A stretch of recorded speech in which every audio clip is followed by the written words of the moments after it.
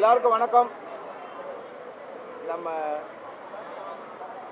Captain அவர்களோட புகழை 30 ஆண்டுகள் கழித்து, ஏறக்குறைய 34 ஆண்டுகள் கழித்து மறுபடியும் தமிழகமெங்கும் அல்லாது உலகமெங்கும் அவர் புகழை நிலைநிறுத்த கேப்டன் பிரபாகரனை நாங்கள் அவர் பிறந்த நாளன்று உலகமெங்கும் ரிலீஸ் செய்திருக்கின்றோம். டிஜிட்டல் முறையில் நாங்கள் முதல்ல ஃபிலிமில் அதை ஷூட் பண்ணியிருந்தோம். இப்போ அதை நல்லா டிஜிட்டல் பண்ணி உலகமெங்கும் இப்போ ரிலீஸ் பண்ண இருக்கோம். இந்த படத்தை ரிலீஸ் பண்ணுறதுக்காக ஒரு மாதம் முன்னாடி எங்கிட்ட அந்த படத்தை காமிச்சாங்க. நான் நினச்சேன், இந்த படம் 30 வருஷம் ஆகிடுச்சு நம்ம எடுத்து இந்த படத்தை ரிலீஸ் பண்ணால் எப்படி இருக்குங்கிறது ஒரு சந்தேகத்தோடு நானே ஒரு 10 வருஷம் கழிச்சு அந்த படத்தை திரும்பி பார்க்கும்போது 30 வருஷத்துக்கு முன்னாடி அந்த படம் எடுத்திருந்தா கூட இன்றைக்கி எடுத்த மாதிரியே இருக்குது. உண்மையிலே விஜயகாந்த் சாரோட நேற்று நான் உட்காந்து பேசின மாதிரியோ, அவரோட அந்த ஃபைட் சீக்வன்ஸ் உட்காந்து பேசின மாதிரியோ எல்லா ஷார்ட்ஸுமே இன்றைக்கி எல்லா வசதிகளும் இருந்து மற்றவங்க எடுக்கிற மாதிரி என்ன வசதிகளும் இருந்து எடுத்தாங்களோ அதே வசதிகளோடு எடுத்தால் 30 வருஷத்துக்கு முன்னாடி அந்த படம் எப்படி இருக்குமோ அந்த அளவுக்கு சிறப்பாக இருக்குது. மிக பிரம்மாண்டமாக அதை டிஜிட்டல் பண்ணி இன்னைக்கு தரத்துக்கு எந்த விதமான குறையும் இல்லாமல் இந்த படத்தை கொண்டு வந்திருக்கோம். இப்போ தான் நான் மறுபடியும் 2 நாளுக்கு முன்னாடி எல்லாம் முடிச்ச பிறகு அந்த படத்தை பார்த்தேன். 91 ஏப்ரல் 14 அந்த படம் ரிலீஸ் ஆகும்போது என்ன ஒரு உணர்வு இருந்ததோ அதே உணர்வு இன்றைக்கி எனக்கு உங்களை எல்லாரும் பார்க்கும்போது எனக்கு உணர்வு இருக்குது. 90 இந்த படத்துக்காக ஏறக்குறைய நாங்கள் ஒரு 40,000 கிலோமீட்டர் இந்தியா முழுக்க பயணம் பண்ணியிருக்கோம். இந்தியாவில் இருக்க எல்லா காடுகளிலும் நாங்கள் பயணம் பண்ணியிருக்கோம். விஜயகாந்த் சார் எங்களுக்கு என்னென்னா ஒரு ஜூனியர் ஆர்டிஸ்டால் கூட எங்களுக்கு ஒரு ப்ராப்ளம் வந்திருக்கும். ஆனால் விஜயகாந்த் சாரால் எந்த ப்ராப்ளமும் எனக்கு வந்ததில்லை. அந்த ஃபைட் சீக்வன்ஸ் எல்லாமே அவர் ஒரிஜினலாக தான் பண்ணார். எல்லா ஷாட்ஸும் ஒரு 4 தடவை மிக பிரம்மாண்டமான பெரிய விபத்துகள் கூட ஏற்பட்டது. அதாவது என்னென்னா மேலே நாங்கள் ஒரு 60 அடி ஹைட்டில் ஒரு ரோப் கட்டி மேலே ட்ராவல் பண்ணியிருக்கோம். ட்ராவல் பண்ணும்போது அந்த ரோப் அருந்து அவர் ஒரு கீழே விழுந்தார். கீழே விழும்போது நல்ல வேலையாக ஒரு புதர் மேலே விழுந்தார். பக்கத்துலேயே ஒரு பெரிய பாறை.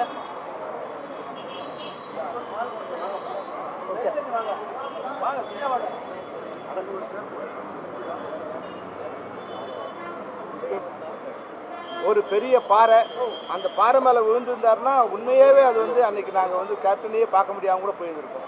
ஆனால் கடவுளோட அருளால் அந்த புதர் மேலே விழுந்தார். விழுந்து அப்படி உடனே எழுந்து நின்றார்.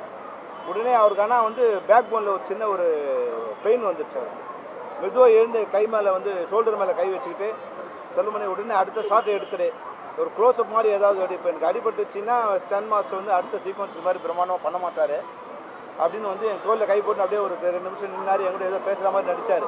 உண்மையில் அவருக்கு சொல்ல முடியாத வலி. அப்படியே நின்றுட்டு ஒரு க்ளோஸ்அப் எடுக்க சொன்னார். எடுத்துகிட்டு என்னையே பிரேக் பண்ண சொன்னார்.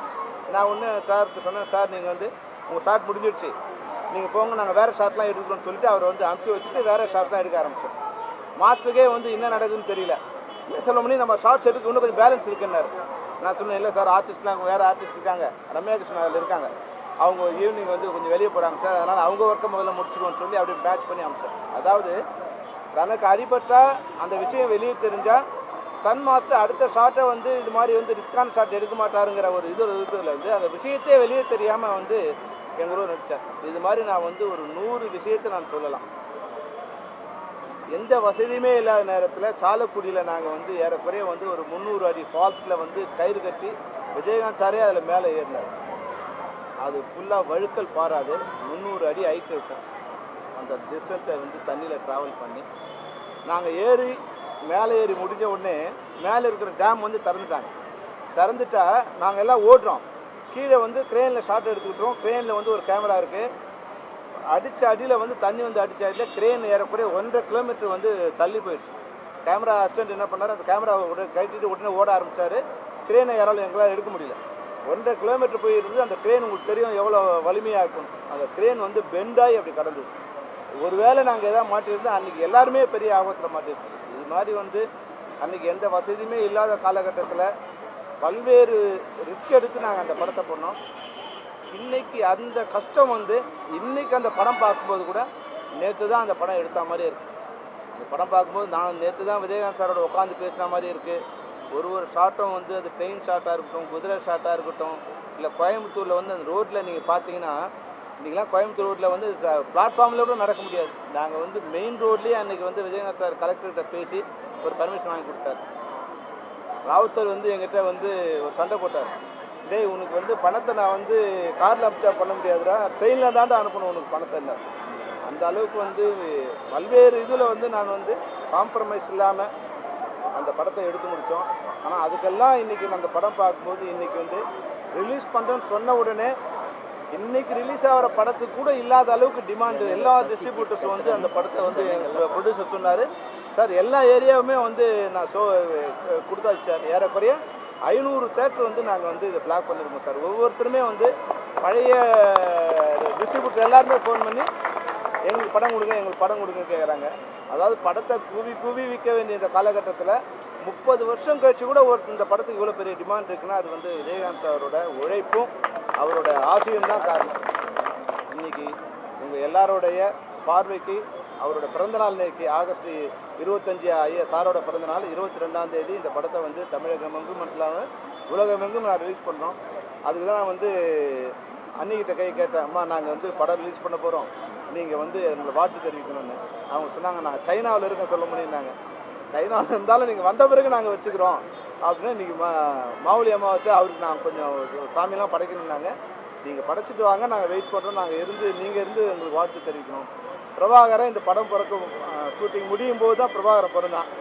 நான் அவன் வந்து இதை வந்து ரிலீஸ் பண்ணணும்னு சொன்னேன். இன்றைக்கி அவன் வந்து மாவுளி அம்மா சொன்னதால் வீட்டில் சின்ன ஃபங்க்ஷன் இருக்கான். நான் சொன்னேன், நீ குறைஞ்சபட்சம் எங்களுக்கு அடுத்த music release cassette release function இருக்குது, பிரபாகரன் திரைப்படத்தை பிரபாகரன் வெளியிடுற மாதிரி இருக்கணும்னு வந்து ஒரு வேண்டுகோள் விட்டேன்.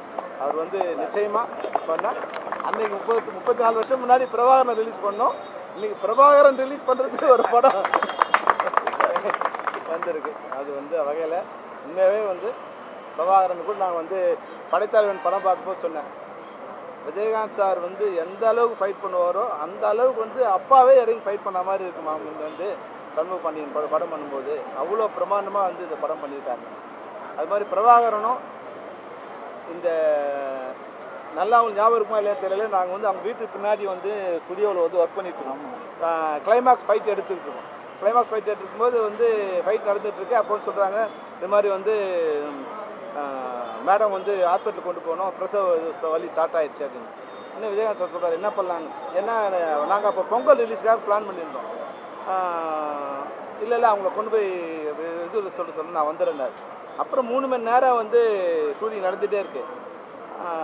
ராவுத்தர் வந்துட்டார். உடனே ராவுத்தர், டேய் முதல்ல போடா, நீ முதல்ல போ, அப்புறம் வந்து எடுக்கலாம் போனார். அப்போ உடனே வந்து கொஞ்ச நேரம் ஒரு 1/2 அன் ஹவர் மட்டும் பிரேக் பண்ணி போய் ஹாஸ்பிட்டலுக்கு போயிட்டு வந்தார். அது மாதிரி எங்கள் படம் நடந்துட்டு போது தான் வந்து பிரபாகரன் பிறந்தான். இன்னைக்கு அவன் கையால் அந்த படத்தை நாங்கள் வந்து ரிலீஸ் பண்ணணும்னு நினைக்கிறோம். நீங்கள் தான் அதுக்கு கூட வந்து ஒத்துழைக்கணுமா? கண்டிப்பாக சார். இந்த இதுக்கு வந்து எங்கள் அழைப்பை ஏற்று வந்த நம்ம விக்ரமன், பேரரசு, அரவிந்தரா, ஆபவன் சாரோட கூப்பிட்டா அவர் வந்து ஈவினிங்காக வரேன்னாரு. ஏதோ சின்ன வருத்தம்னாரு. ஏன்னா விஜயகாந்த் சாரால் தான் நாங்கள் எல்லாம் வந்து ஒரு ஏபிசிடி மாதிரி ஆபாவனன், அரவிந்த்ராஜ், ஆபி உதயகுமார், ஆர்கே செல்வமணி அப்படி வந்து லைனாக வந்தோம். எங்களுக்கு வந்து ஒரு காட்ஃபாதர்னா அது விஜயகாந்த் சார் தான். ஃபிலிம் இன்ஸ்டியூட்டுக்கு வந்து முகவரி கொடுத்த ஒருத்தர், தமிழ்நாட்டுக்கு மட்டும் இல்லை திரைப்பட கல்லூரிக்கு முகவரி கொடுத்தவர் வந்து விஜயகாந்த் சார் தான். அந்த அளவுக்கு எங்களோட நிலையத்தில் என்னைக்கு நிறைந்திருப்பார். இதை வந்து இந்த படத்தை வந்து கார்த்திக் வந்து எங்கிட்ட வந்து ஒரு 3 மாதத்துக்கு முன்னாடி சொன்னார், இந்த படம் வந்து எப்படி ரிலீஸ் பண்ணலான்னு இருக்கோம் சார், நிச்சயமாக பண்ணுப்பா, ஒரு தடவை நம்ம படத்தை பார்த்துடலாம். அப்புறம் வந்து படம் பார்க்கும்போது எங்கிட்ட அந்த நெகட்டிவ் வந்து கொஞ்சம் டேமேஜ் ஆகிருந்தது.